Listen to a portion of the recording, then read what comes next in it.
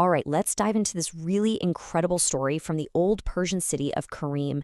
It's this powerful moral tale about two weavers and how their threads weave these completely different destinies of, well, ruin and redemption.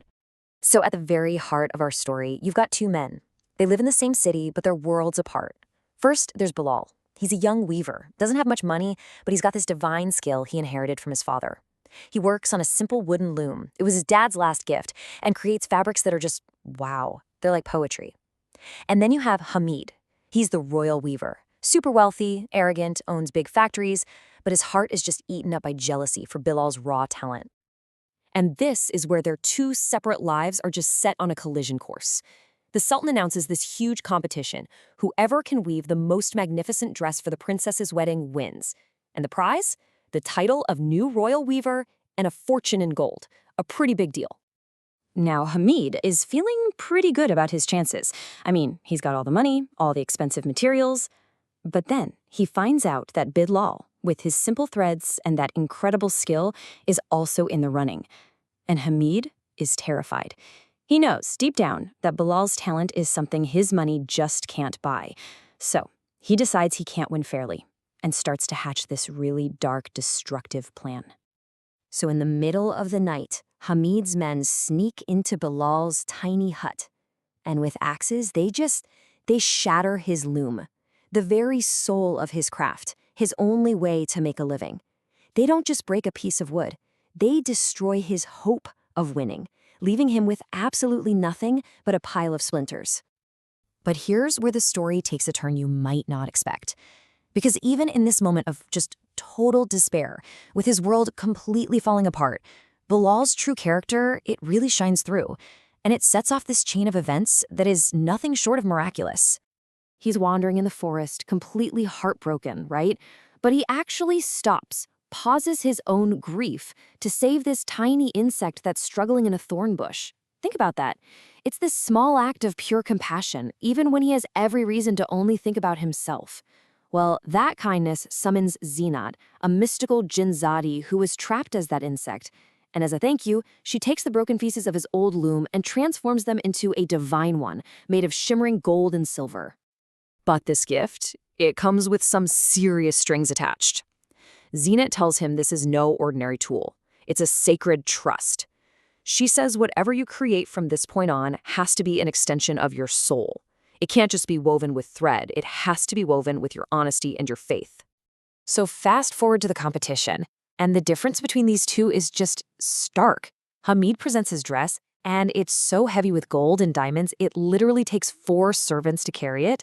It's just a monument to wealth. Then Bilal shows his, and it's as light as a cloud. It shimmers with this otherworldly glow that just captivates everyone. He didn't just make a dress. He made a piece of art. Well, Hamid is furious. He's been beaten, so he screams, "It's black magic." The Sultan gets suspicious and orders a trial by fire to see what's what. But this test only proves how pure Bilal's work really is. They throw the dress into the fire, and instead of burning, it just glows brighter. It comes out completely unharmed and, get this, smelling of roses. But the story is not over, not by a long shot. Hamid's jealousy, even after being publicly humiliated, just gets worse. He basically decides, if I can't have the city's admiration, nobody can. And he unleashes something far, far worse on everyone. Hamid goes and finds this wicked sorcerer, Zorawar, who covers the entire city in a deadly, poisonous fog. People start getting sick, and just when things look hopeless, Jinnat appears to Bilal again. She tells him he's the only one who can stop it. But to do it, he has to weave a legendary artifact, the chadar-e-hifazit, which means the sheet of protection. I mean, the challenge is just immense. The fate of every single person in the city of Karim is now resting on Bilal's shoulders, his faith, and that magical loom. No pressure, right?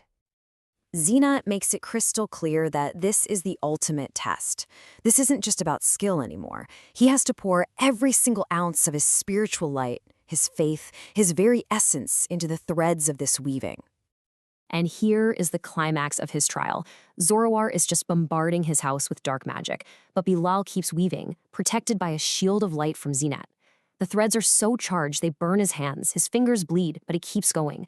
And as he weaves that very last thread, the sheet of protection is complete. It flies up over the city, cleansing the air and trapping the sorcerer in this web of pure light. Just incredible. Okay, so let's look at the aftermath. Bilal is hailed as a hero, the savior of the city. But believe it or not, his greatest challenge wasn't defeating the sorcerer, it was deciding what to do next. His greatest triumph is immediately followed by this profound sadness. Jinnat tells him that the ancient laws of her world mean she can't stay with humans any longer. She has to go back, leaving him forever. It's a final, heartbreaking lesson in loss and acceptance. And after Jinnat leaves, Bilal looks at his loom, and the gold and silver are gone. It's back to being simple, humble wood. And that's such a beautiful symbol, isn't it? The external magic is gone, showing that the real power was never in the loom. It was inside Bilal all along. So here's the crucial part. Bilal could have been rich and famous forever, but he chooses a different path. He builds a legacy of service. He opens a workshop for the poor and orphan children. And then, and this is amazing, he forgives Hamid, the guy who tried to ruin him, and gives him a job. He proved that his skill was never his to keep, but a trust meant for his whole community. So after all that, this incredible journey of faith and jealousy, what can we take away from the weaver's thread? What's the real lesson woven into this story for us? You know, this story perfectly contrasts these two internal fires. You've got the fire of jealousy that burned inside Hamid. It was fueled by envy, by arrogance, and in the end, it just consumed him, led to his own ruin and shame. And then you have the fire of faith inside Bilal. That was fueled by service, by a pure heart, and it became a light that saved everyone and built a real legacy. Ultimately, Bilal's life gives us this powerful way to think about our own. This isn't just an old story. It applies to everything. Whether you're in tech or you're a teacher, the most impactful work comes from sharing what you know, not hoarding it. It's the idea that our skills aren't just for us. They're a trust given to us to solve problems, to help people, to build something bigger than ourselves. And that really leaves us with a final, very personal thought. Think about your own unique threads, your skills, your talents, the things you're good at. Are you using them just for yourself, like Hamid's gold and diamonds? Or are you using that trust to weave something good for others? Because this story suggests that's the only thread that really, truly lasts.